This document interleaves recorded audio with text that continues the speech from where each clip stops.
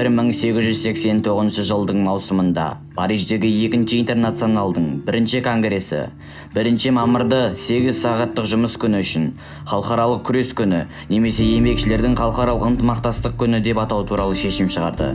Ресей империясында бұл мейрам 1890 жылы жұмысшылардың ереуілге шығу ретінде аталып өткен. Бір жылдан кейін Петербург қаласында 1 Маевка, ескі төңкеріске дейінгі Ресейде еңбекшілердің революциялық құпия жиналысы ұйымдастырылды. 1897 жылдан бастап Маевкалар саяси сипатқа ие болып, жаппай демонстрациялармен қатар өтті.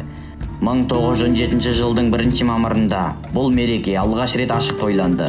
Елдің барлық қалаларындағы миллиондаған жұмысшылар коммунистік партияның барлық билік кеңестерге берілсін, министр капиталистердің көзі жойылсын деген плакаттармен алаңға шықты.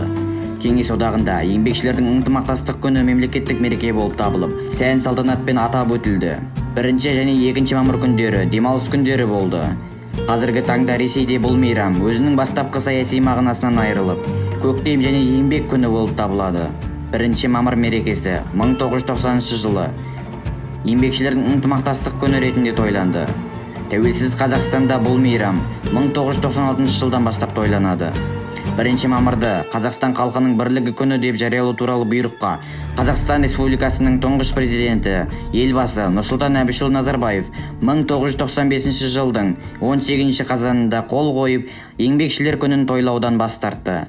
Бұл күні Қазақстан Республикасында тұратын халықтарды бірлікке, ынтымаққа ұйытатын мерекелік шаралар өткізіледі.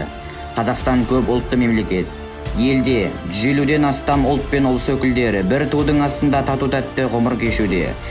1 мамыр Қазақстан халқының бірлігі күні мерекесінде Қазақстан халқын ел аумағында тұратын өзге ұлттардың мәдениеті және салт-дәстүрлерімен таныстырып, ұлт тұтастығын нығайта түседі.